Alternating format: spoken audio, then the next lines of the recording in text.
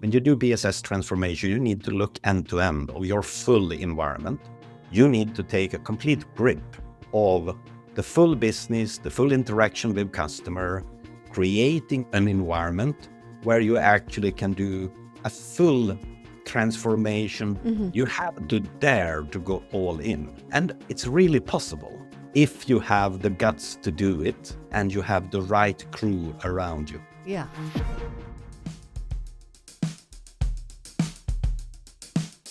This is Telco in 20, a podcast that helps telco execs achieve a competitive advantage with AI in the public cloud. It is hosted by Daniel Rios, also known as DR. Today we're talking to Ove Wik, Executive Vice President and Chief Technology Information Officer at Tele2. Hi guys, I'm DR. Telcos have a growth problem.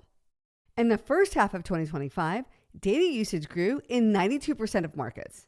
ARPU grew in only 50% of them. Operators are delivering more, but earning less. And here's why. At some point, every operator made the same bet. Go digital. Close the stores. Let resellers handle distribution. These moves were logical and efficient, but they also handed their subscriber relationships to other players like Apple and Samsung. You built the pipe, they owned the customer. Tele2 is done with that. The operator is Sweden's original challenger brand, literally founded to fight an incumbent monopoly. Now they're going back to the future, back to competing on relationships, not just price, and using AI to finally get to know their subscribers at scale. Today, I'm talking to Ove Wik, Executive Vice President and Chief Technology Information Officer at Tele2. We're going to dig into how they cut 6 IT stacks down to 2, why they're opening physical stores while everyone else is closing them, and what Ove calls real transformation. So let's take 20. Ove Wik is Executive Vice President and CTIO at Tele2. Hi, Ove. Welcome to Telco in 20. Thank you, DR. Very nice to be here. I'm super excited to talk to you today about the very cool Tele2. I recently learned that Tele2 was founded as a challenger brand in Sweden, built to take on incumbent telcos. And I love that. I love challengers. I love disruptors. And in the latest annual report for Tele2, your CEO, Jean-Marc Arion, said the company is back to the future. And so what did he mean by that very provocative statement? I think that what he actually means with that is Tele2, of course, was founded as a challenger to compete with monopolies of the incumbents. And how do you compete with someone that is established on the market since the last 60, 70 years? Well, you need to be different. Yeah. And you need also to bring a soul, culture into the company. But I think that's what actually Jean-Marc is meaning with this. We go back to actually being the true challenger, addressing things like how to be customer friendly. Being different is also one part of being a challenger, because we tend to be extremely similar between the different operators on the market. And we really want to stick out. Yeah. That's a bit about the challenging. That's super true in any country. Just in my own country, in the United States, the 3 big telcos, Verizon, T-Mobile, and AT&T, if you ask the average consumer or subscriber on the street, they don't know the difference between the networks. They pick one and they usually don't move, or they move because the service is bad. And so I think you're exactly right. How do you stand out? How do you differentiate yourself? And one big way is relationship with your subscribers. Yes. Now, Tele2's gone through a lot of change. You guys have gone from 6 IT stacks down to 2. And you called that consolidation as crucial as the 5G rollout itself. And that's a pretty big statement. So a lot of operators try to do things like this and they never get the projects done. They're not successful. What made the difference for Tele2? Well, in fact, I would like to go for one, but unfortunately, there's so much difference between the B2B business and what I call the mass market business. So it has not been possible to actually get all the functionalities and get it working together in an efficient way. Yeah. We have been successful, especially on the mass market part, where Tele2 has a history of mergers and acquisitions. And with that comes also these additional stacks in. And you're completely right. It's difficult to remove things and take out legacy. Yeah. But it's about being very determined and actually understanding that to do this type of things, you need to make much more simplification. People talk about simplification of the products, but it's a lot about simplification of your technology. Mm-hmm. You need to create your architecture. You need to be true to your architecture. You need to move out of the complex situation.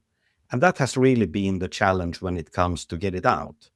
Because what happens when you have many of these stacks is that you integrate them in complex environments.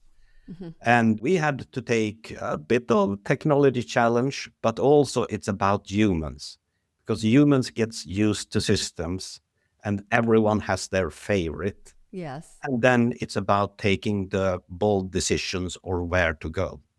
Absolutely. And one thing I see with transformations is that people want to keep things the same way. Like you said, people like their systems, they like their processes. And I think to make a successful transformation in anything is making trade-offs. It's the 80-20 rule.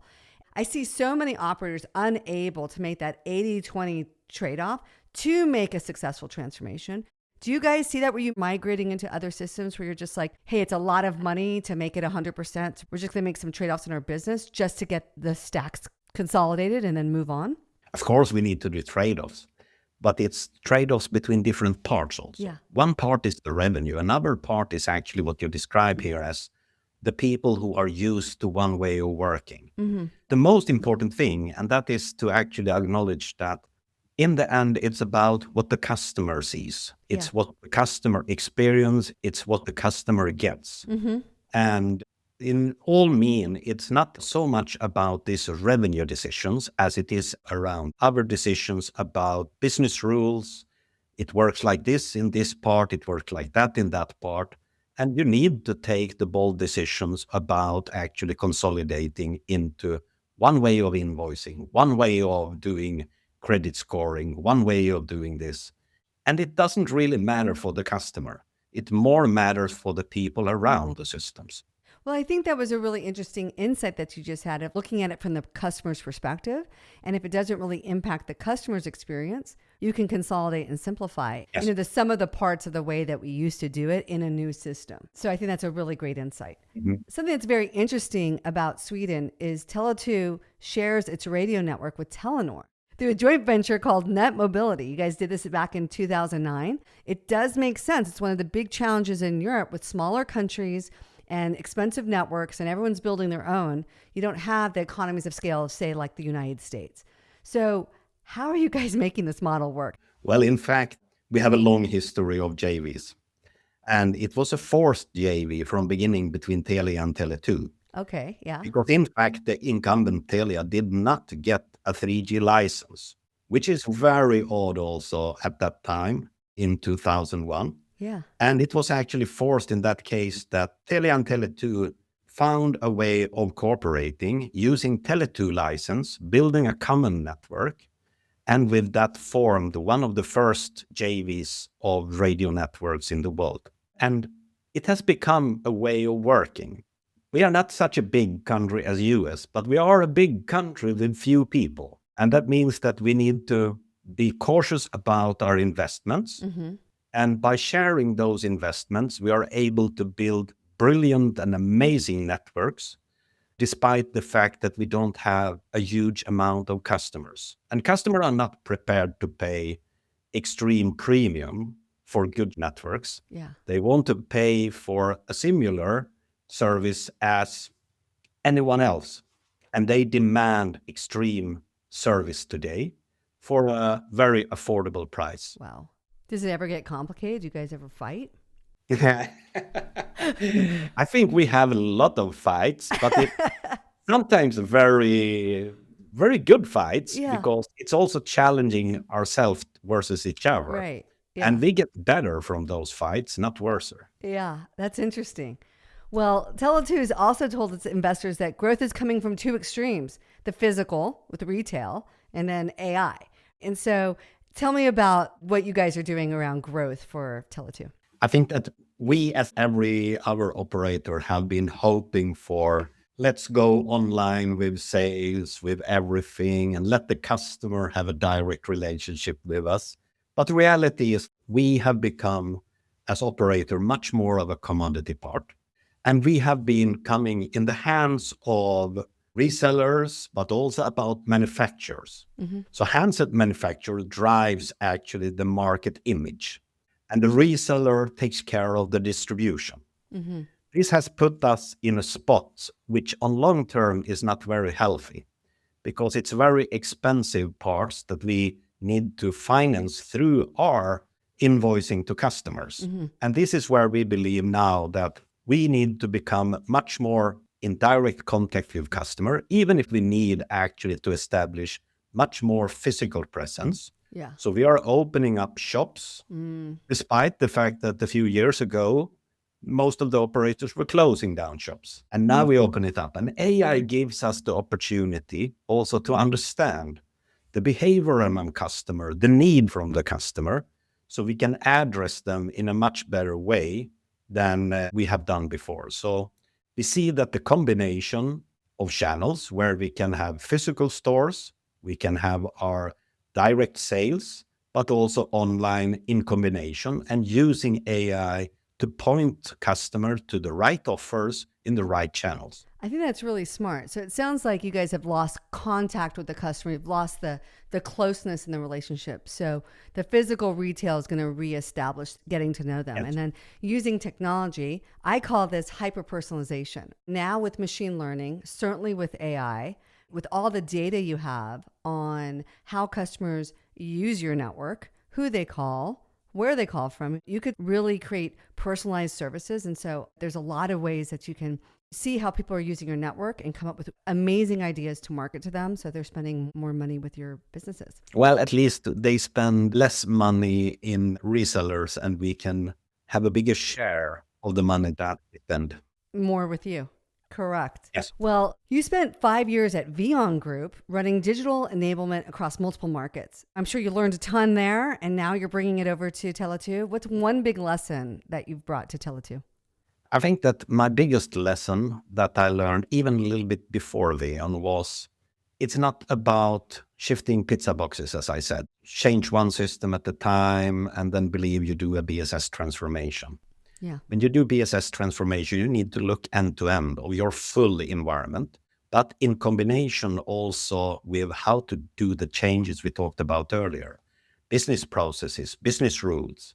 You need to take a complete grip of the full business, the full interaction with customer, creating an environment where you actually can do a full transformation, both technical, organizational, but also from all the business rules perspective. You have to dare to go all in. Yeah. And that's a bit what I learned in Vion. And also learned that it's really possible if you have the guts to do it and you have the right crew around you. Yeah. People are a big part of transformation success. I think a lot of people think it's just about technology changing from A to B, but you definitely have to bring people along with you, because I always say, when you're in charge of the change, everything's great. But when change is happening to you against your will, or you're not part of the decision, you fight it. You have to repeat the messages of why we're doing it, why this is good, what's in it for them, why they stand to benefit. And usually people get on board with the project, and then your project will be pretty successful. Yeah, and what I think has been the great success is actually to do technology, people at the same time. And you should never expect to get all the people positive and on board from beginning. Totally. But you need to find the crew, as I call them, both technical, but also those that drives the change within the operator. I totally agree with that. And you're right. You have to do it simultaneously, not afterwards. And it's not just one meeting before, it's continuous throughout the project. Absolutely. So you have a super interesting hobby, one that I also enjoy, which is renovating houses. And that totally makes sense because you are very good at transformation, and renovation is a transformation. So what is the renovation project that you are most proud of? Ooh, that's a big question, actually. I think that at the moment, I'm mostly proud over the finalization I've done for my daughter. Oh, cool. She bought a house from early 70s, never renovated. And that one I have now get up to standard. And also she has 2 houses on that. And one of the house, she run a small business where she take care of dogs during days. Yeah. Doggy daycare. Exactly. And then she lives in the other house. Yeah. And that one is now in super good shape in a very nice place. Well, in the United States, we have a channel. It's called the Home and Garden TV, HGTV. And they have all these shows where people are renovating houses. Yeah. And so maybe, Ove, after you're done with telecom, you might be the star of the next HG TV show. No, I don't want to have a lot of people around me when I renovate. I enjoy actually being quite alone, using my brain and my hands to construct. That's awesome. Well, Ove, this was such a great conversation about what's going on at Tele2, all the super great moves you guys are making and simplifying your business and building out a new strong relationship with your subscribers. And so thank you so much for coming onto the podcast. Thank you, DR. It was a pleasure. Yay. Stick around. We end each podcast with a Telco in 20 takeaway. I've got 2 minutes to tell you something you need to know. Ove said something that every operator needs to hear. Most of what makes your systems complex matters to your team, not to the people paying for your service. Your customers don't see it or care about it, and focusing on that invisible complexity kills transformation projects. Here's how it happens. Every operator has a core, the 80% of processes that handle the vast majority of customers, revenue, and transactions. Clean, manageable, migratable. And then there's the other 20%. These are the edge cases, legacy exceptions, and business rules that made sense in 2004 and haven't been touched since. They represent small revenue, a handful of customers, and enormous complexity. But operators refuse to let that 20% go. They want 100% fidelity to every aging system that 3 people in the back office have been using for 15 years. So that last 20% turns a 2-year transformation into a decade-long project, or worse, one that never gets finished. Tele2 made the trade-off. They asked one question for every rule, process, and exception. Does this affect what the customer sees? If the answer was no, they made a bold decision and moved on. This discipline is how you get from 6 stacks to 2. Not better technology, better decisions. And this is where Totogi changes the calculus. Most operators go into a transformation blind. They think they know which processes matter, but they're guessing. The Totogi ontology lights the way. It maps your business processes, rules, and customer interactions so they're visible, connected, and all in one place. Now, you can actually see the 80% that drives your business and know exactly what it would cost to lose the 20%. No more guessing or fights over systems that don't matter. Just clear decisions made with full context. That's how you make trade-offs with confidence and finish a transformation. Want to see what that looks like for your business? DM me on LinkedIn or X at TelcoDR and we'll set up a time to meet. Until then, tune into more Telco in 20 episodes. Like and follow and leave us a 5-star review. Don't forget to sign up for my no BS email newsletter on telcodr.com and check out our awesome YouTube channel and hit that subscribe button. Later, nerds!